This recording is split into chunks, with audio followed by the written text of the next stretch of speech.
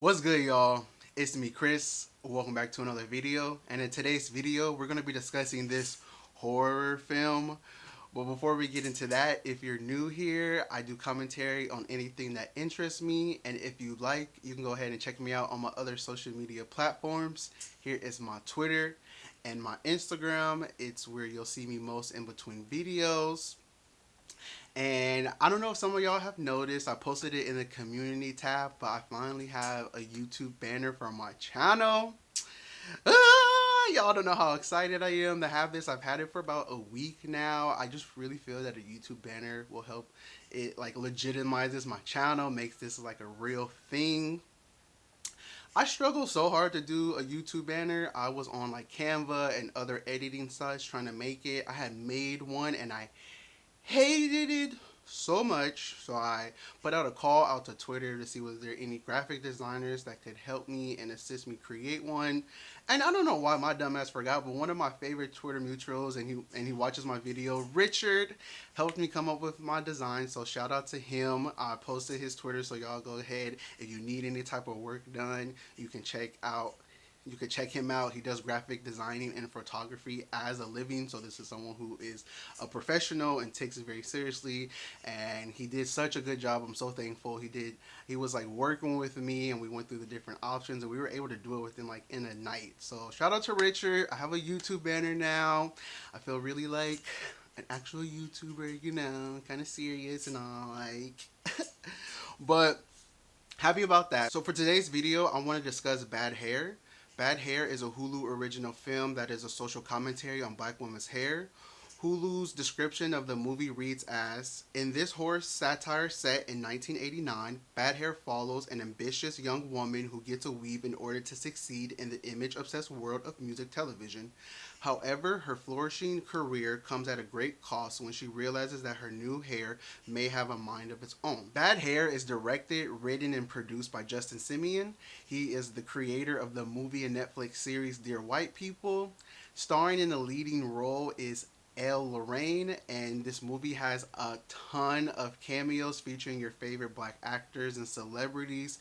We had Kelly Rowland, Usher, Vanessa Williams, Lena Waithe, Blair Underwood, and a ton more. I don't think Bad Hair is that bad of a movie, but I don't really think that it hit any of the notes that it was trying to accomplish. After I watched the movie, I wanted to get a feel of where Justin's vision was stemming from, and so I went ahead and watched a few interviews just of Justin explaining his inspiration, and here's what he had to say. It started off having a conversation about Japanese and Korean horror films in particular, where there is a bit of a subgenre for hair horror. And I had seen a movie called The Wig and a movie called Extensions and was like, this feels so... Those movies themselves are not very American, but I felt like there's an American story in this. And I just sort of... I grew up with those 70s, 80s sort of gritty, kind of Brian De Palma, sort of psychological thriller, kind of satirical mashups, and I just felt like, wow, I'd love to see something like this, but with our people in it, and about an issue that I felt was important. And, all of the women in the film are named after my mom and her sisters. I feel like I owe a debt of gratitude to black women, and I just felt like I felt like that was the system that sort of marginalizes and oppresses black women, and sort of, I didn't really want to moralize getting a weave or not. I wanted to sort of make us something about like the system that sort of gives people just one or two choices in order to move ahead.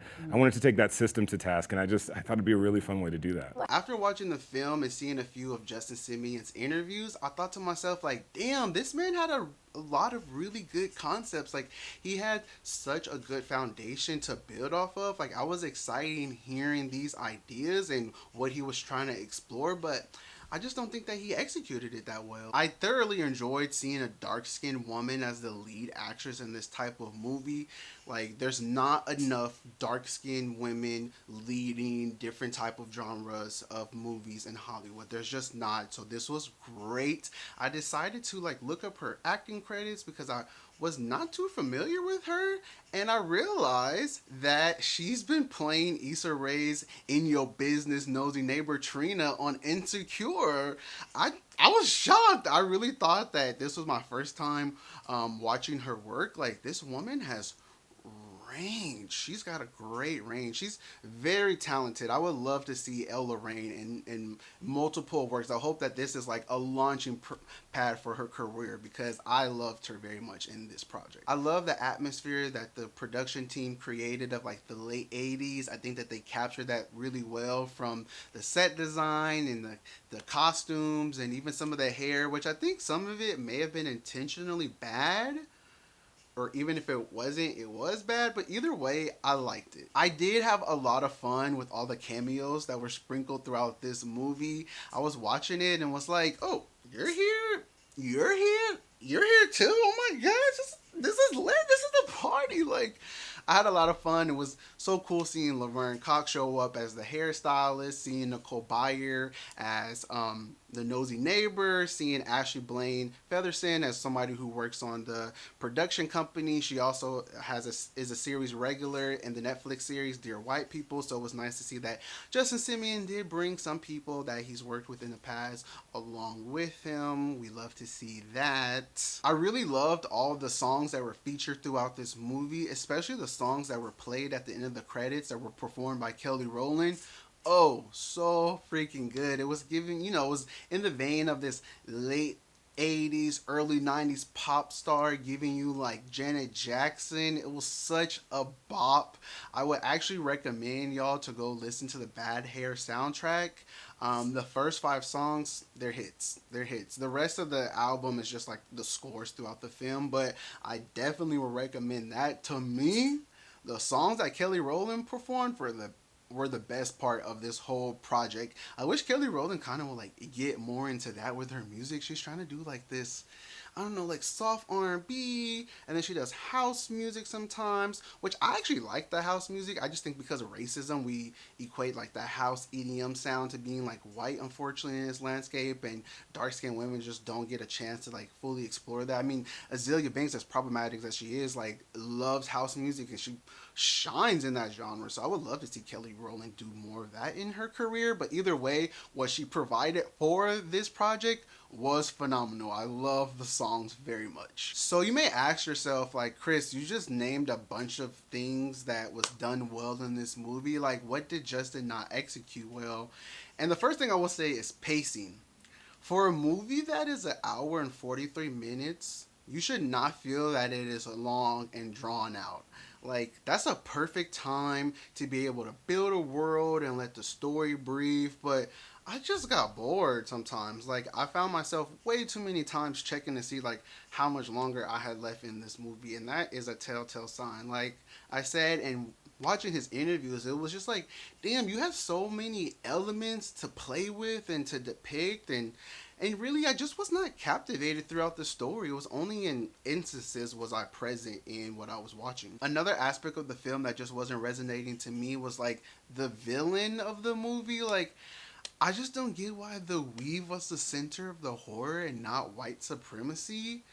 Like, I don't know, it just felt really misguided to me, and a really tired trope that we've seen time and time before. Like, oh, wearing or desiring straight hair is a product of white supremacy, and embrace your natural hair. Like, that's the only way you can embrace your blackness. And it's like removing the whole part of black women having their own autonomy to desire in which the ways they would like to be seen and show up in the world. Like, I don't know, it's just, it was tiring. Like, yeah, let's demonize a choice that the black woman made instead of like the people and the systems that pressure black women and having to assimilate. Like, I thought what I thought for a second, or what have really been a good idea for a second, was like, is the villain going to be Vanessa Williams? I thought that was a good idea, having like the light-skinned woman with all the privilege be the villain. No, that didn't happen. Then I thought, was it going to be the white man? Was James Vanderbeek going to be the villain? No,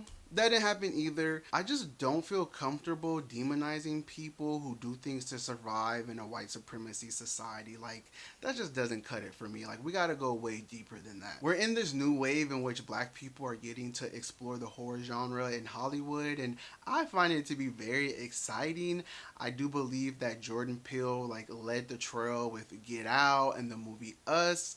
But I do find to be that there is some problems that come along, if you will, when these projects are done. One, I just feel like there are better ways to tell these stories. Like, I do like historical aspects to be introduced into the horror genre, but I don't know. There could just be better ways in which they navigate trauma in regards of dark skin and queerness and womanhood. Like, we could just handle it with more care. I don't know what those ways are. I don't get paid to that. That is Hollywood's problem to do. But I definitely do notice it. And I also say that it feels like the black horror genre is starting to be like pigeonholed. It seems like the only time that we can explore horror is when our race is at the forefront of the story. We've seen it with Lovecraft Country, Antebellum, and now Black Hair. And I just think that I would love for stories in which you recognize their blackness, but it's not like at the forefront. Like the way Kenya Bears pushes everybody to be like, I'm black, I'm black, I'm black. Like, think of in the vein of like Issa Rae. Her show is very much about blackness. It's about a black experience, about a black experience, not the black experience.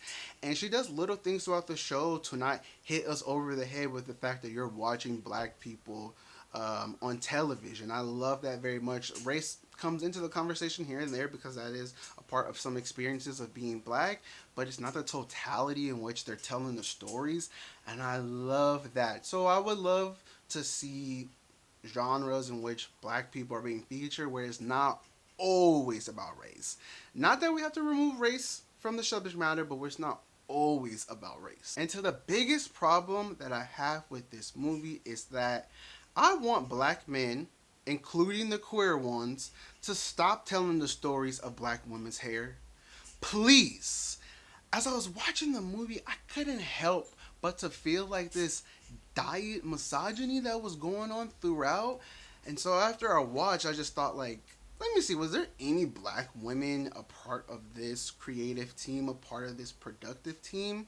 And I looked, no black women at all except for the actresses that were featured on screen. Like I said at the top of the video, it was written, directed by Justin Simien, produced by him as well. There was a production team of 6 producers, not a single black woman at all. I even thought to myself, let me check maybe the casting director. Nope, not a black woman either. The only black woman that I think that was a part of this production team outside of the on camera talent was the costume designer. That's it. That is the only person who was in the room in regards of how this black woman story was being told. How can you center your project around the experiences of black women and have no black women a part of it? On the For Harriet YouTube channel, Kim said in a video when critiquing Tyler Perry's writing efforts that there's an immense amount of responsibility when telling stories that are not of your own. So to me, it comes off exploitative when you don't include black women in telling their stories. To me, your intentions of highlighting black women's womanhood comes off as disingenuous when you don't include black women. It just comes off as using black women's plight to further your career. When Issa Rae was asked about what her advice for writers would be, she responded, "Write what you know. Yes, it's a bit cliche, but you can't go wrong writing what you know. Even if you're a horrible writer, your own knowledge and experience is unrivaled. Nobody knows what you know like you know what you know. The way you see things is pretty unique." And I've heard this advice echoed by many of writers and content creators. Like, do black men not have their own hair to talk about? Especially black queer men? Like, there's so many unique experiences of queer men and their relationship with their hair. We can talk about hair loss. We can talk about the ways in which we decide to style our hair, like leaning into masculinity or femininity, and the ways that that impacts the way we like to show up. We can talk about like our own texture and curl pattern. Like I don't already have Negro hair. Like there's just so many ways in which we could explore our own experiences instead of taking up space and intruding on those of black women that, quite frankly, in my opinion, Justin really don't have he really doesn't know much about. Like it's not that hard to find experiences that are similar or your own to talk about. So that's all the thoughts that I have on Bad Hair. Would I recommend to watch it? No. Could you watch it? Sure, go ahead. You might find some things to be enjoyable. I had posted in the community tab that we were going to talk about this, and there were some people that enjoyed it. I had talked about this on Twitter, and there were some people who enjoyed it. This is just my opinion, my critiques of the film. Take it with as you want. But I want more for black women, and I want black women to be centered and a part of their own stories. Can people stop trying to replicate what Tyler Perry has already done? Because listen, there's plenty of black women who have a problem with what he does, okay? Maybe outside of his core audience. But that's all the thoughts I have. I would love to hear what y'all thought about this movie, thought about this video topic. Please leave it in the comments below. Please give this video a thumbs up if you enjoyed it. Subscribe to the Crispy Noah family. And I will see y'all in my next video. Bye!